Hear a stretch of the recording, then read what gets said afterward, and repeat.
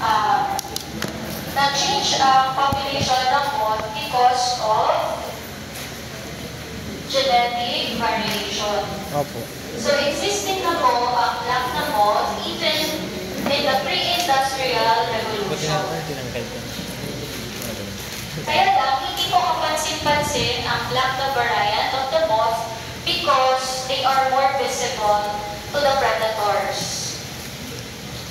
Because nga, hindi effective ang kanilang camouflage. Pero, over time, as the Industrial Revolution progressed, nag-decline ang population, the light-colored moth, nag-increase ang population, naging common ang occurrence ng dark moth. Kasi yung effective na adaptation ay ang camouflage ng dark na moth. So that is why the piston Bellaria is an example of or an evidence of evolution. Maliwanag po ba ito? Okay. Now, why did evolution happen? Evolution happened through the genes. Okay, if you can remember, lahat ng traits ay controlled ng genes. And ang genes, meron siya ng different forms at ang tawag dito sa iba't ibang forms niya ay alleles. So, alleles come in twos because there is a maternal and paternal na copy. So, pwedeng ang allele ay dominant, pwedeng recessive. Okay.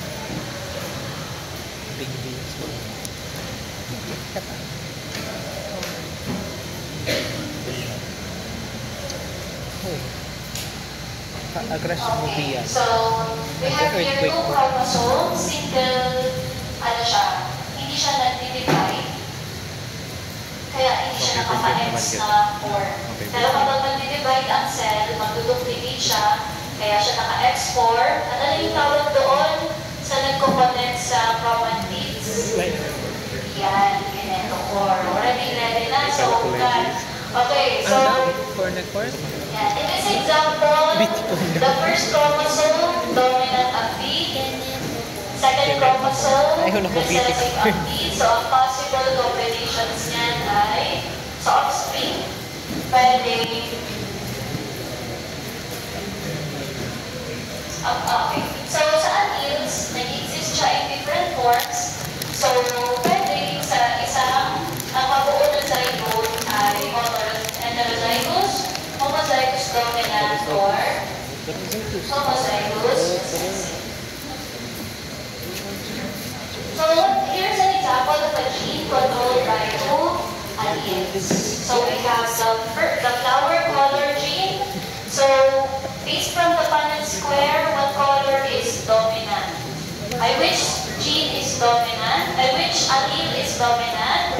The allele for purple color. At bakit yan ang dominant? Because all of the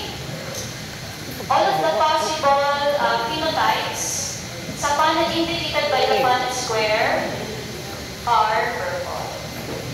So, the allele combinations determine flower color.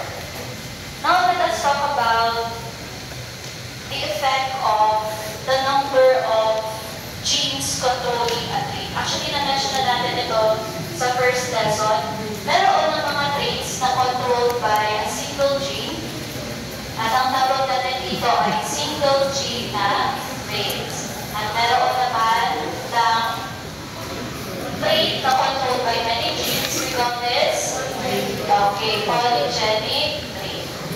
Example ng single gene trait ay ang trait for the widow's peak. So, dominant ang widow's peak. So, kapag may partner kayo na may widow's peak, mas malaki ang chance na ang offspring ninyo ay magkaroon ng ganyan na hairline. Now, ano yung effect ng single gene na trait sa phenotypes? Meron lang po ng limited na phenotypes na mapuproduce. Bakit kaya limited lang ang phenotypes?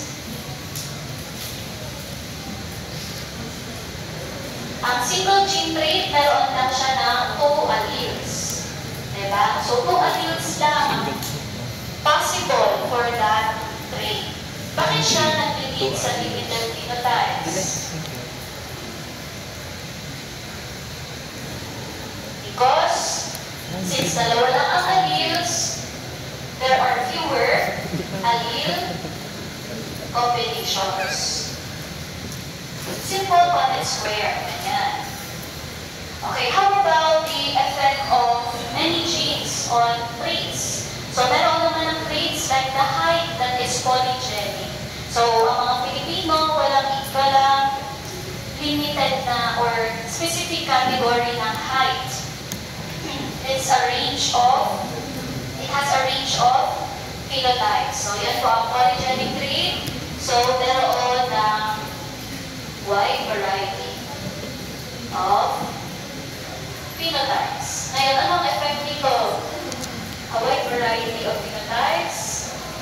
Meron, nag-lead siya sa ano yan? Diversity because there are many possible combinations of alleles. Kasi nga, marami yung alleles na nag-control sa naka-fix na naman.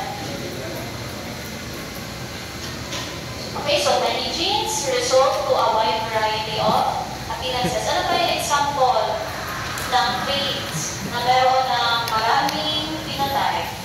Yes. Yes, skin color. Yeah, yes. Eye color. Okay, so those traits are controlled by many genes. Kasi meron ng brown, meron ng iba-ibang shades of brown, iba-ibang shades of blue, also with the skin color. Yung sinabi ko kanina sa eye color po yun. Okay, so dito tayo. I-connect natin genes sa populations. So here is a population. What is the difference between a population and a gene pool? This is a population of frogs. What is included in the population? Ano naman yung included sa gene pool? What can you observe? Right, diba? Purple ba? Sa red. So yung bali yung gene lang. Yes, skill level. Gene sa population. I can observe the population in the people. Since yung numbers po nila ng organisms po, tapos, at the same po yung organisms na sa population sa po, the chances po na makuha yung specific things po is nakuha ang certain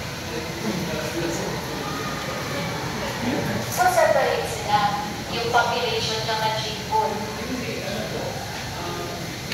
Ano yung sabi mo na possible na makuha?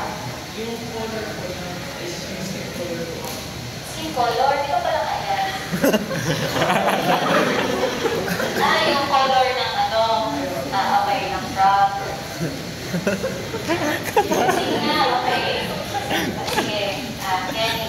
Sorry po ma'am, ang population is a group of the same species po that may produce offsprings. Ang gene po naman po, these are the different alleles or different traits po na pwede makuha ng offspring from its parents or Okay, thank you. So tama yun, sabi ni Kenny, when we talk about population, we talk about the individuals making up the population which are the same species and they are capable of interbreeding and producing fertile offspring. Pag gene pool naman, ang pinag-uusapan dyan ay ang lahat ng genes at alleles na nasa population. Okay, lahat ng possible na genes ng palaka. Kung makikita ninyo, yung individuals na to, nirepresent sila ng different colors of genes dito sa gene pool. So, hindi lang po green na genes ang nasa gene pool, also the red allele and the purple.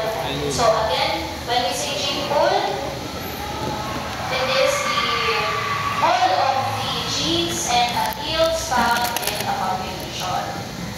So, bakit natin pinag-uusapan ang population at ang gene pool? Pinag-uusapan natin yan because when there is a change in the gene pool,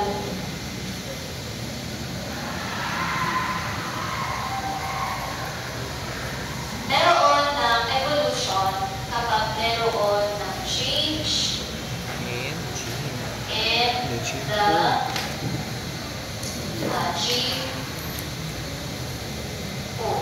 Okay?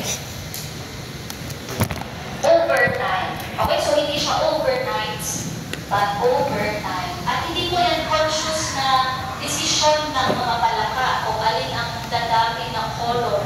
It is determined by the environment. Depende sa adaptation. Here's an example. So in this population, let us examine the gene pool. Okay.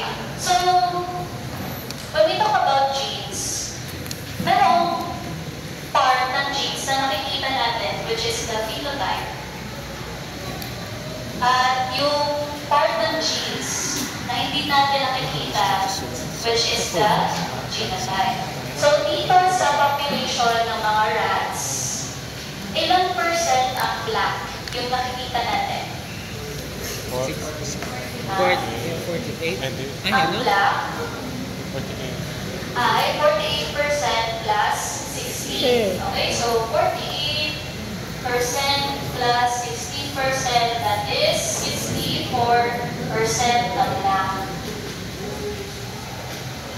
And yung brown ay 36%. Okay? Brown. But when we talk about the genotypes, kung ano yung genetic makeup talaga nila, ang 48% ay homozygous black, ang 16 heterozygous, at ang 36 ay mali. Ano ba? Heterozygous pala, sorry. Okay. Heterozygous. Gabi ng pag-ibig ba sa linan?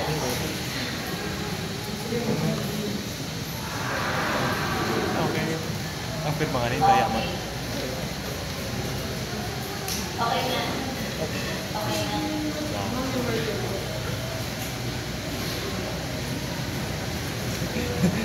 Okay. Dahil sa inyo dito mag-uulat. Sa ano? Ang dami. O sige, bonus content. Okay, so, halimbawa, meron tayo ng, yun na, meron tayo ng 64% na black.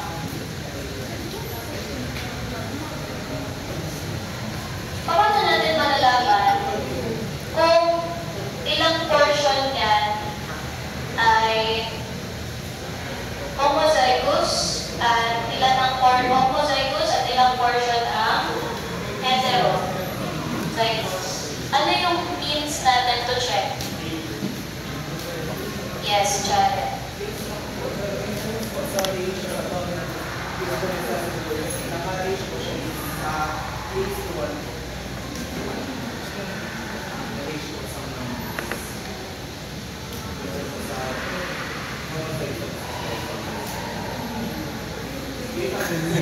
Okay.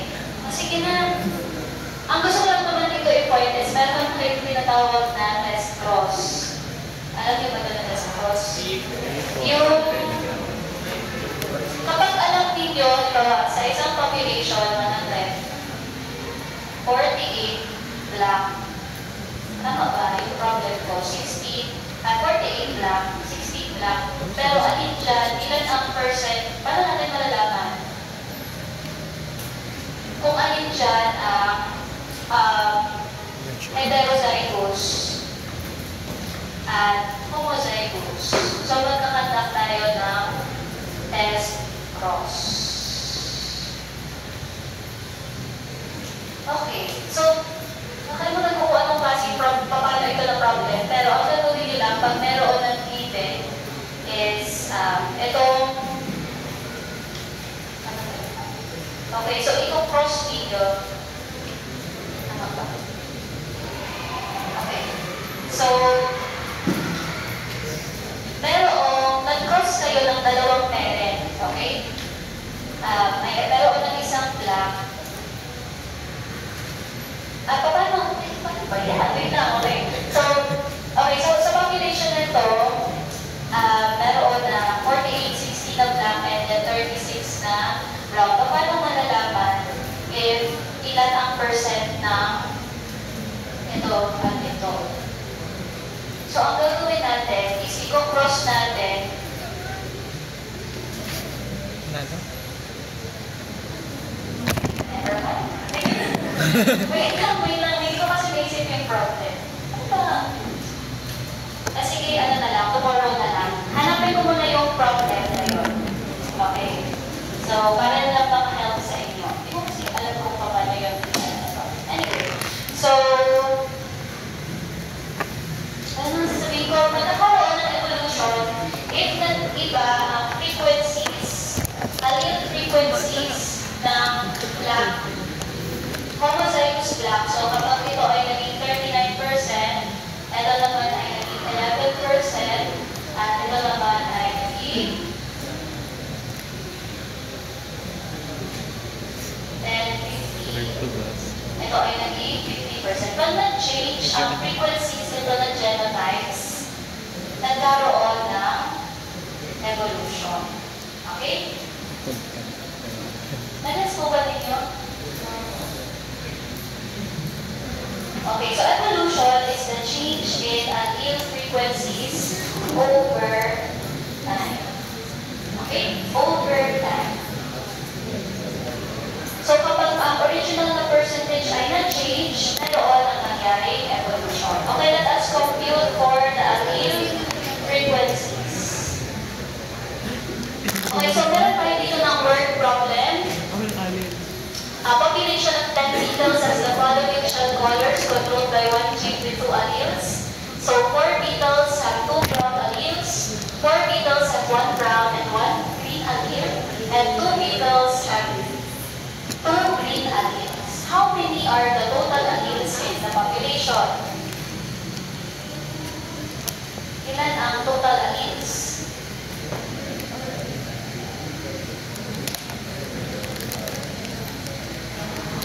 Ilan ang total na alleles?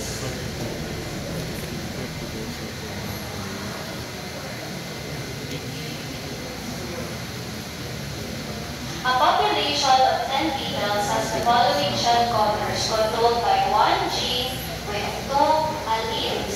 So sa population na to of 10 beetles, ilan ang alleles?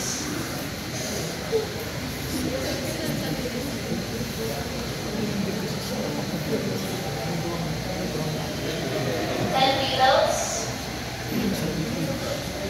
4 beetles. 10 beetles. 6. 6. Ang 7 na pa.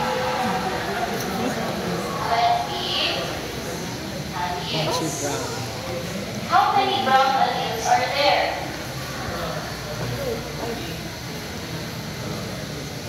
How many brown alleles are there? Brown. Yes. Yan yung sabi. Bakit 12? How many brown alleles? Meron tayo na 4 beetles with 2 brown alleles.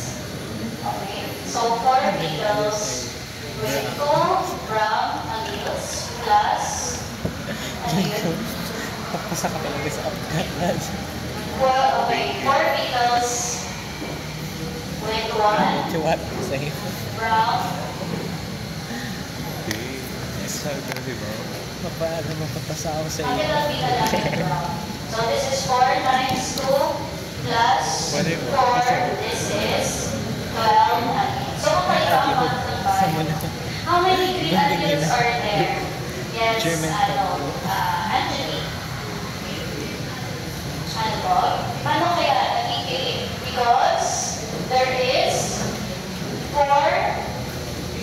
now meron lang ano yun? 4 na isang green allele and 2 na dalawa ang green. So 4 plus 2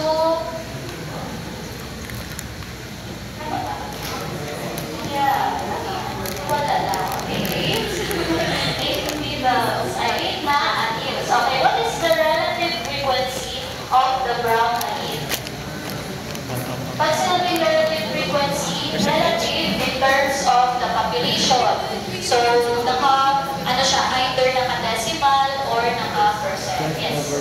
20.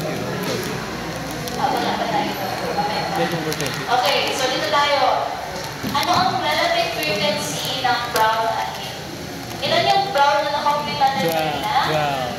12. 12. So can anyone tell me? Yes?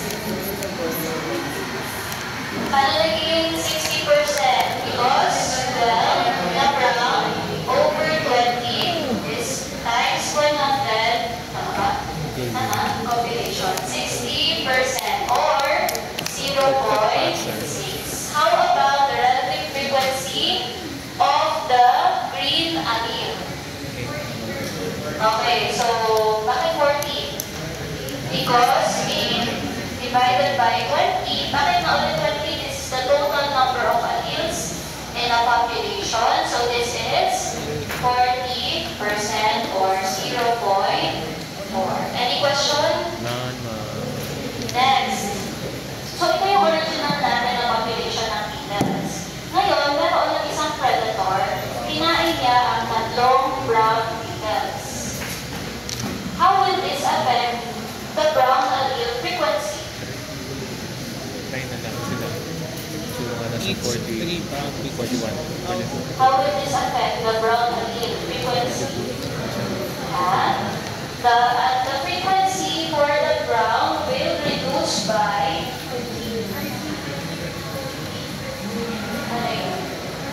ito brown ito, di ba? So, mag-reduce ng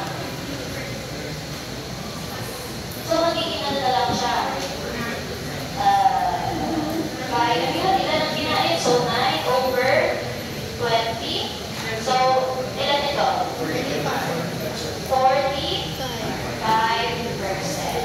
So, by change sa allele frequency ng brown. Over time, paano nito maapektuhan ang green allele frequency? Kapag ang kinakain lang ng predator ay ang brown. Mas mag-change yung population, mas magiging common. Originally, ang common ay brown. Pero because of the predator, na gusto niya yung brown na variant of the beetle, mas magiging common ang green na beetle sa population. And yun ang example ng, doon na magsisimula ang evolution. The change in the allele frequency of the beetles versus the brown, the green beetles versus the brown beetles. Okay na po ba? Okay na po ba? Okay. So balikan natin yung Piston Betularia na story, yung pepper moth. So, bakit meron ng change from light color to dark color na moth? Siyempre, hindi naman yun by their own decision. So, ang question natin na sunod is, bakit meron ng bagong alleles na nag-appear sa population?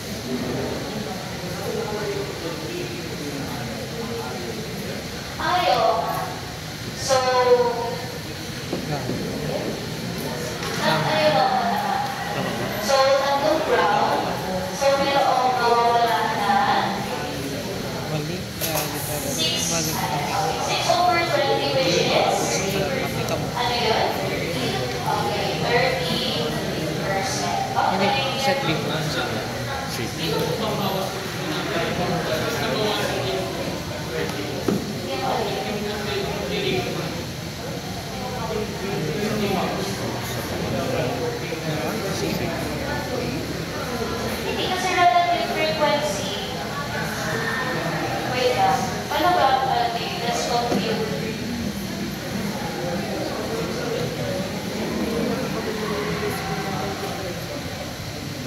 Unlimited, right? Sila? Or punishment?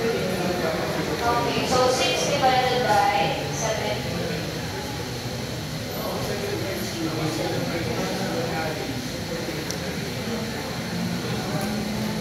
yun na sin. from 60%, Ano problema? Yeah.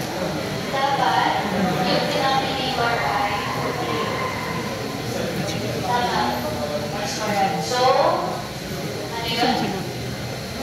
Wait lang. Isulat ko dito 3 meters na brown kinain. So, yung 12 minus 6, 20 minus 6. So, that is 14 over, hindi, 6 over 14 times 100, that is 43%. Oh, ang galing mo talaga sa math. Pwede na kasi. Okay, next. Bakit nag-appear yung allele sa population? Saan galing yung different alleles? So, na-mention ko kanina na important sa evolution na meron ng genetic variation. Kasi kung pare-pareho ang genes na nasa population, mag-wipe out yan kapag meron ng change sa environment. So, luckily, meron tayo ng 3 sources of genetic variation, which is mutation, gene shuffling, and lateral gene transfer. Okay po ba? Okay. Yan, kapatid. Kasi yung nag-upgrade ba? Lateral gene transfer. Okay, let's discuss mutation. So, mutations produce changes in phenotype that may or may not affect fitness. So, bakit nagkakaroon ng mutation? Kasi may biglaang changes sa genetic code. Meron ng naiba. Merong either may na-delete, merong na-add, merong na may kapalitan na nucleotide bases. Okay, so mutation. Okay. So some mutations may be lethal or may lower fitness, others may naulit na. Okay, so okay, so an example of mutation is the different color kernels of corn. So these are signs of mutation. So bakit may ibang color? Because meron na iba sa ibang kernel sa DNA ng corn. Pero alam nyo ba na ang dominant na color ng corn ay purple? Pero bakit hindi purple yung pinakain natin? Kasi sumasabi.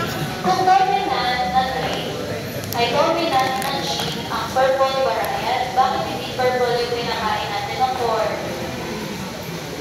Balikan natin ang lesson 1 sa left rib, breathing. So, ang pinapadami lang natin ay ang yellow na variant ng corn. Kaya kahit dominant yung purple, yung pinakain natin yung lalamang ay ang yellow variant. Next, we have gene shuffling. So, nangyayari ito during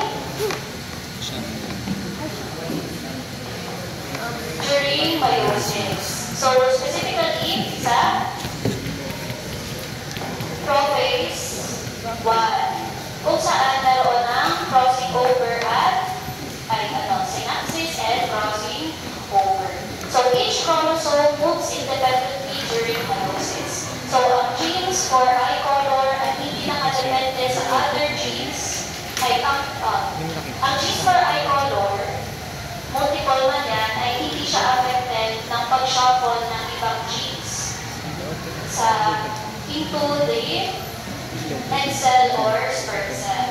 So in humans, we have 23 pairs of chromosomes. This produces 8.4 million gene combination. So imagine niyo na lang, yung chance na mabuo kayo.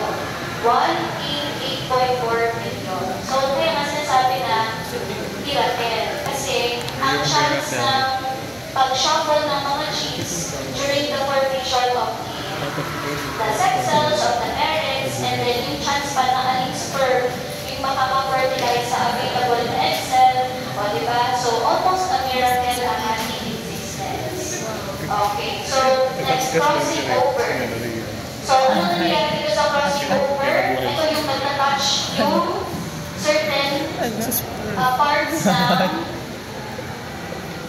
homologous chromosomes. Ano yung tawag doon sa parts na nagtatouch sa homologous chromosomes? Chiasmata. So, nag-exchange sila ng genetic material. Paano kung ba lang yan? And random, ito na lang yan. Okay? So, again, this is another reason why new alleles appear in the population. And the last reason is the lateral gene transfer, which happens in bacteria. So, sa lateral gene transfer, bacteria swap genes on plasmids as though the genes were trading cards. So, meron ng tatlong process. We have transformation, Ay, super daw. transduction, and conjugation. Ito, pinis kita niya.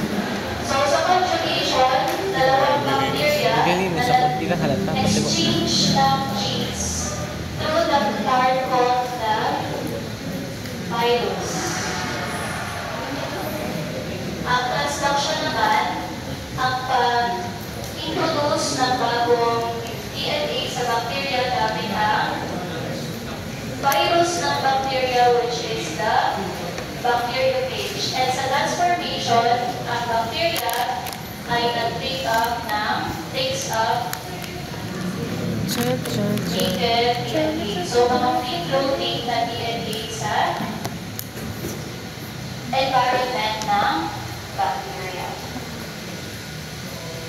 So, let's do it in dito. So, sa transformation, native DNA uptake by bacteria. So, mga free-floating yan na DNA nakakapasok sa bacteria. Transduction. DNA transferred by the bacteriophage. And sa conjugation, yan, exchange ng genetic material bacteria. So, di ba yung bacteria, they reproduce by binary fission.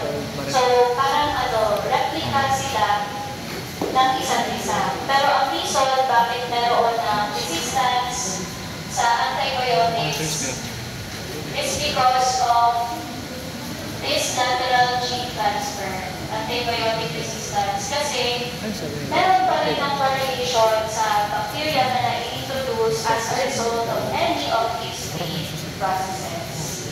Kaya, yan. Nasa pa rin ang reaction. Okay na?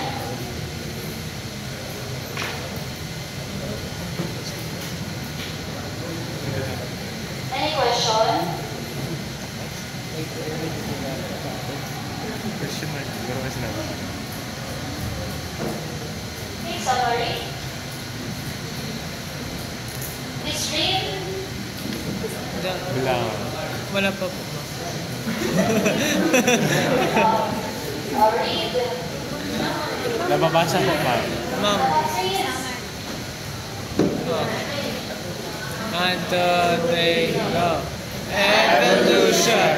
Keep changing population over time. Caused by mutations, gene shuffling, lateral gene transfer, phenotype variety depends on gene and added number. Any question? Adrian po. Si Adrian po, ma'am. Wait lang ma'am, mga 6 minutes ma'am. Pupunta kayo, ma'am. Wait, turn mo na. Okay, wait lang po class because yun na, iniisip ko yung problem na word problem sa test. Eh, ma'am, okay. ang sa groupings po sa fossil thingy.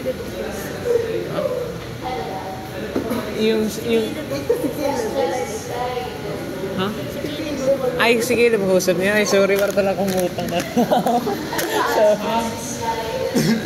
Sorry.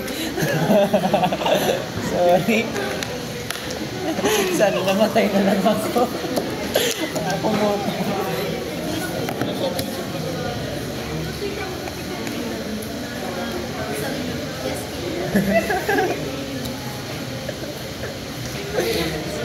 Sana namatay na lang ako. Ikaw na magtanong, ayaw na sa Okay, so tomorrow tayo gagamit ng exams ko about spring. Tomorrow. And then, mag-monitor din. Kauna na. Ang paunan ko na kami. Tom nag-melt na po yun. Nag-dissolve na po. We have good things up here. Take over na nag-order na.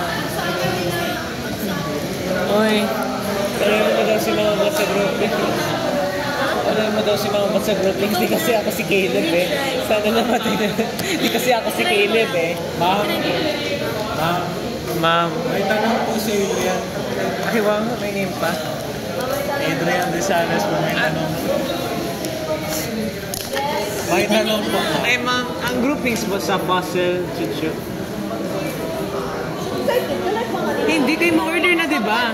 Ma-order ikaw? Wala, gusto mo ma-ikram na naman?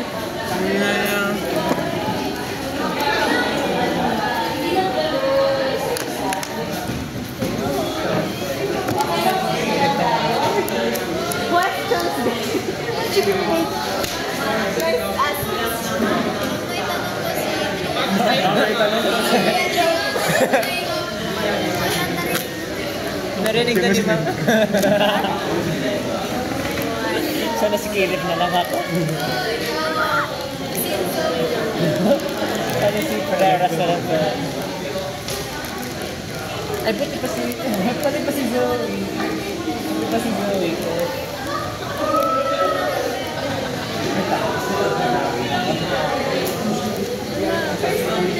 Hindi mo ito inalis? Hindi mo ito inalis? Pag naligo ako, pero yan. Di ba bumabangin ka? Kaya naligo, pero yeah, the chan. Naliligo ka ba?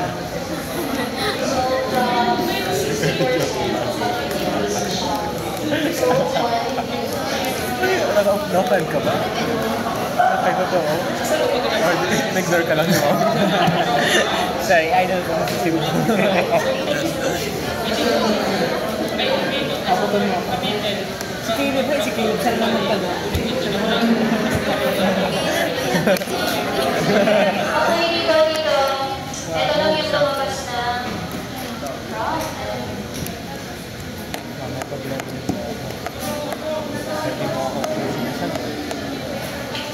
Okay, so in fruit flies, so sa fruit flies, Food lies.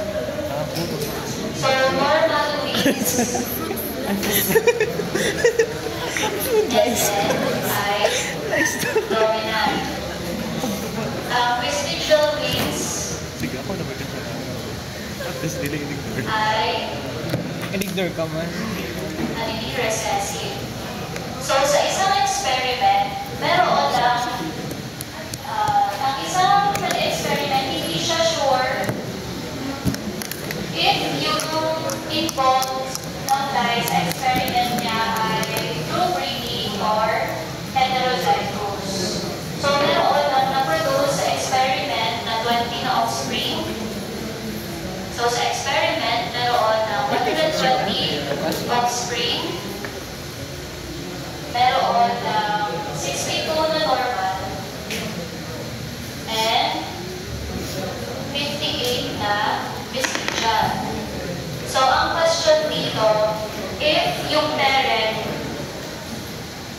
is the parent homozygous or heterozygous. So, based from the description, ang parent ba ay homozygous or heterozygous? Nag-best job. Sinas yung bang problem ulitin ko ha? So, in fruit flies, ang normal wings ay dominant. Ang vestigial wings ay recessive. Meron ng isang scientist, nag-conduct siya ng experiment, may pinag-breed siya ng fruit fly, nakagawa ng 120 na offspring, 62 ay normal, and 58 ay vestigial.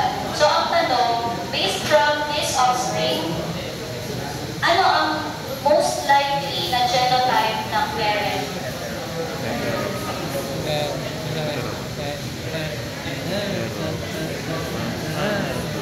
Hetero kasi. Ang most likely na genotype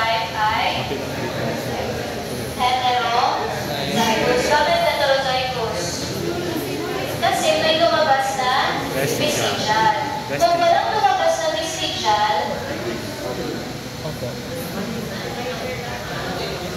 kung ay mali pala, sorry. Hindi siya sure if ang pinag-cross niya ay parehong heterozygous or parehong homozygous na dominant. So, dito sa situation na to, ang most likely na ano ba? So, ito, pag ito pinag-cross natin,